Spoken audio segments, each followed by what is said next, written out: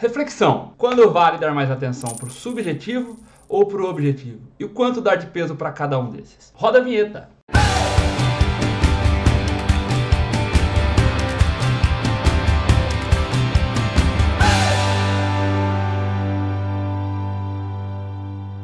Fala galerinha, beleza? Gustavo Matrano na área, fazer um vídeo aqui pra vocês falando sobre um jogo que aconteceu na última sexta-feira, dia 11 de outubro, jogo pelas eliminatórias da UEFA entre Islândia e França, eles que estavam se enfrentando aí pelo grupo H. Então, o que acontece nesse jogo aqui? Como é que foi o meu pensamento inicial? E aí eu quero trazer uma reflexão pra vocês. Aqui não é um vídeo que eu vou de fato trazer uma conclusão, mas sim um pensamento que eu fiquei após esse jogo e até trouxeram alguns aprendizados pra mim. Então, vamos lá explicar um pouquinho pra vocês. Então, pro começo de tudo, quando eu vou analisar um jogo desses aqui, eu vou primeiramente pelas escalações, certo? Então eu olho os 11 de cada time e eu projeto onde pode sair gol de cada equipe pra eu dar uma visão do que eu espero. Então vamos lá, a minha visão dessa Islândia era a seguinte: era um time que ia jogar compacto, com as suas duas defesas de 4 atrás, provavelmente seria pressionado pela França a maior parte do tempo, então ia ter que jogar em transição. E como é que rolaria essa transição? Rolaria com o Bjarnason, que é um jogador muito interessante, um jogador de muita qualidade, muita movimentação, lembra um pouco as características do Modric. Seria, então, para mim, a ideia principal de jogo em transição da Islândia seria visando Bjarnason, com o Gudmundsson, que é jogador do Burnley, que é um bom ponta, atacando por aqui. Sigurdsson, buscando Sigurdsson na área, Sigurdsson chegando por fora. Então, basicamente, as jogadas que eu via acontecendo de ataque da Islândia passavam muito pelo pé desses 4 caras: o Bjarnason, o Gudmundsson, o Sigurdsson e o Sigurdsson. E aí a gente tem que pensar em características de cada jogador. O Sigurdsson não é um grande atacante. Ele é um daquele centroavantão travado, ruim de bola e que não é goleador. Tem aqueles centroavantes que são travados, mas são goleadores. Não é o caso do Sigurdsson. Então o Sigurdsson, eu via ele como sendo um pivô. É um cara que você vai ter, o Gudmundsson chega pela ponta, faz o cruzamento, o Sigurdsson ganha ali do Varane e do Lenglet, escorando a bola para trás para o Sigurdsson ou para o Bjarnason, para daí você conseguir numa segunda bola fazer um gol, seja num remate de fora, ou seja, o Bjarnason pegou essa resvalada do atacante, o Sigurdsson infiltra, o Bjarnason mete a bola, o Sigurdsson dá o chute e faz o gol, ou o próprio Gudmundsson fazendo a diagonal. Fato é, eu via o jogo passando por esses 4 caras. Na França, eu via uma defesa que não me transparece segurança. Varane, Lenglet, Digne e Mandanda, para mim, são todos pontos fracos, não são jogadores, na minha visão, confiáveis, ao contrário do Pavard. Pavard, eu diria que é o único ponto aqui que eu acharia mais difícil para Islândia conseguir se criar. Até pelos jogadores que ela tem por esse lado não serem tão interessantes quanto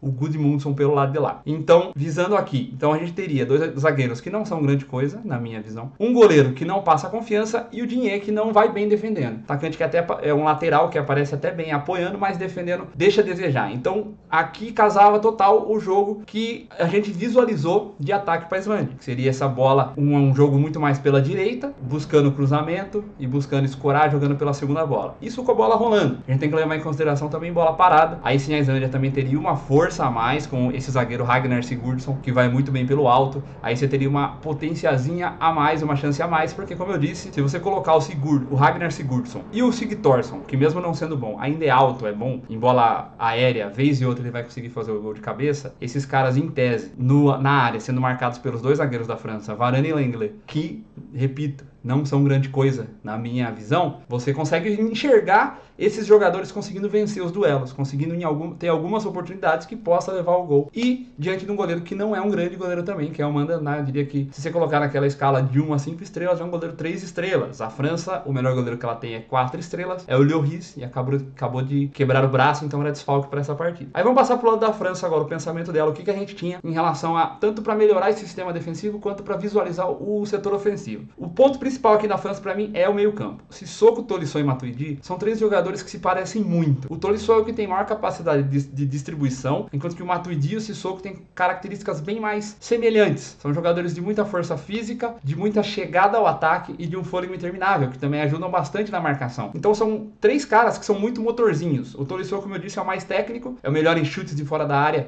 e em passes mais longos, mas também tem essa característica de ir e voltar, de ter um fôlego grande. Inclusive vale destacar aqui que o Sissoko, ele não iria vir para esse jogo, era o Kanté. O Kanté foi baixa na França, faltando 5 minutos pro jogo começar. Sentiu uma coisa no aquecimento, então ali eu já tive até que fazer uma visualização do que ia mudar, porque o Kanté, ele traz tanto essa força de marcação, mas ele também traz a qualidade técnica que o Tolisso traz. O Kanté evoluiu muito desde que ele passou a ser um jogador mais ofensivo, iniciou com o Sarri, e agora com o Lampard ele tá indo ainda melhor, aprendeu a chutar de fora da área. É sempre uma ameaça muito grande nos jogos do Chelsea, então na minha visão, o Kanté daria maior força ofensiva no meio campo e sem perder na marcação. Com o Sissoko você ganha mais em uma força física e um jogador que vai talvez recompor mais a defesa, já que hoje o Kanté, como eu disse, ele tá sendo mais ofensivo. Então aqui, nessa linha de 3, você acabaria tendo um possível problema no jogo da Islândia, naquela ideia do Sigthorsson resvalar a bola de cabeça para Sigurdsson ou Bjarnason. Por quê? Porque esses 3 meias estarão, em tese, sempre ali protegendo a defesa e travando. São 3 caras para travar 3 grandes jogadores. Então aí você já começa a ter dúvidas por onde a Islândia consegue produzir. E aí no setor ofensivo você tem um ataque com Coman, Griezmann e Giroud. O Mbappé, que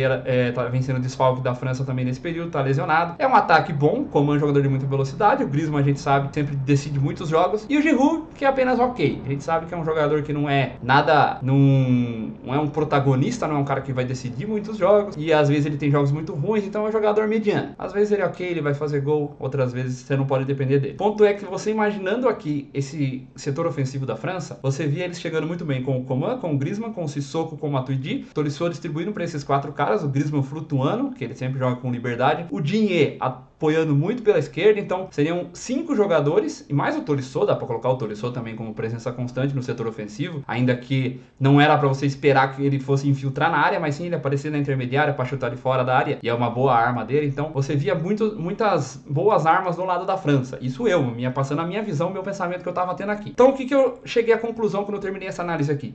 Eu vi uma França capaz de meter gol, e eu não via uma Islândia com tantas possibilidades assim. Como eu disse, esse trio de meio campo da França acaba matando muito a visão que eu via por onde a Islândia chegaria pro gol. E aí eu teria apenas a bola parada da Islândia. E eu não gosto de jogar por isso. Então aqui eu tava tendo uma visão do quê? Meu pensamento inicial para esse jogo era: isso aqui é over 1,5 ou é pegar a França ML live? E aí, eu visualizando tudo isso aqui, eu tracei 58% de chance de vitória para a França. E aí joguei uma cotação de entrar ao vivo, a odds da França ML era 1,60, coloquei para entrar ao vivo em 1,90. Por que 1,90?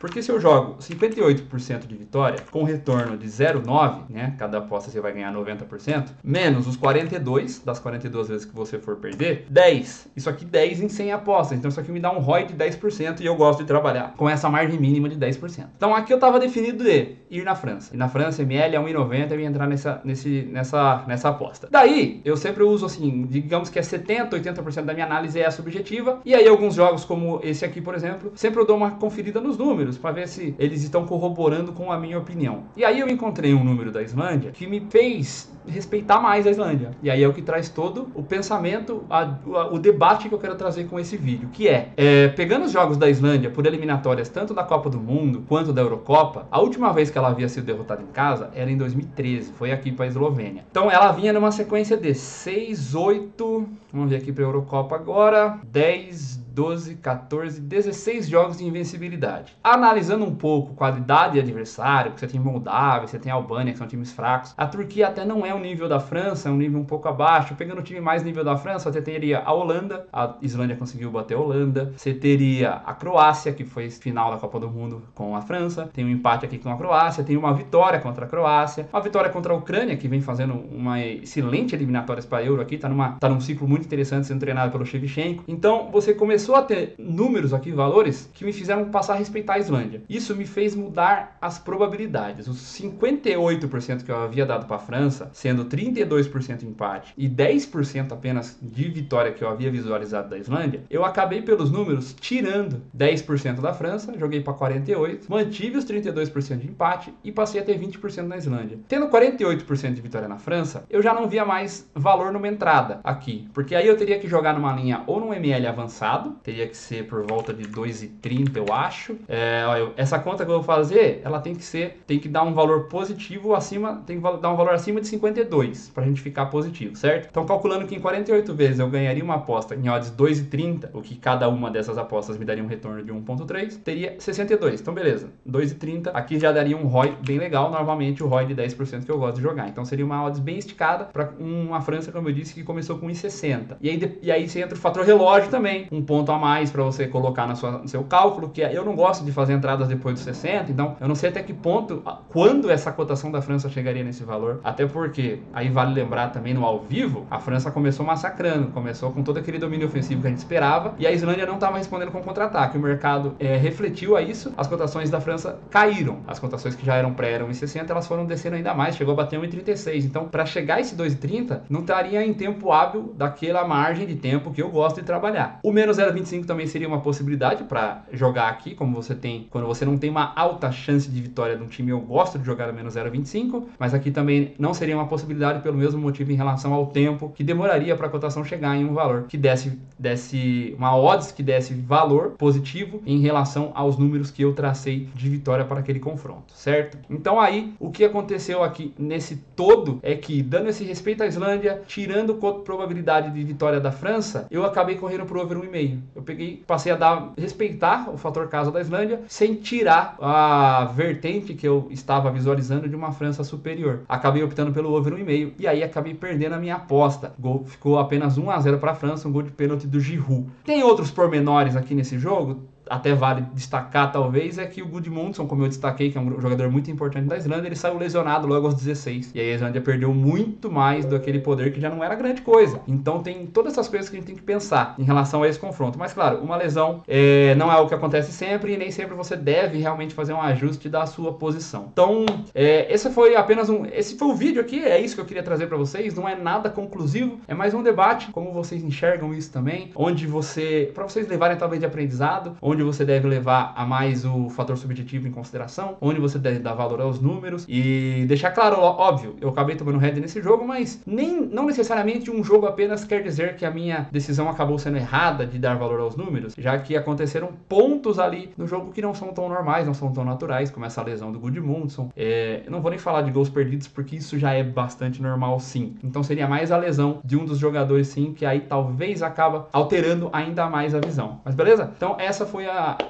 meu vídeo de hoje aí, para trazer um debate, uma reflexão para todo mundo. E você, como é que você costuma fazer suas análises, o que você costuma dar peso, e levar em consideração também quando é um jogo de mata-mata, quando é um jogo de pontos corridos. Esse aqui tem mais um teor de mata-mata, apesar de ser uma competição de pontos corridos, então talvez a parte subjetiva pese ainda mais. Então essas coisinhas a mais, esses detalhes, essas nuances que a gente tem que sempre estar tentando aprender cada vez mais, para estar cada vez melhor e conseguir melhores resultados, beleza? Então esse foi o vídeo de hoje, espero que tenha curtido. Não esquece de deixar seu like aí, se inscrever no canal e claro, deixa seu comentário aí. Esse é um vídeo que eu espero que gere muita reflexão, muito debate. Quero saber a ideia de cada um de vocês, a visão de cada um de vocês, a opinião, e para juntos a gente conseguir aí ter o melhor entendimento e enxergar qual que é a melhor decisão para esse tipo de jogo, esse tipo de análise. Valeu, galera. Então, forte abraço para todo mundo e boas apostas.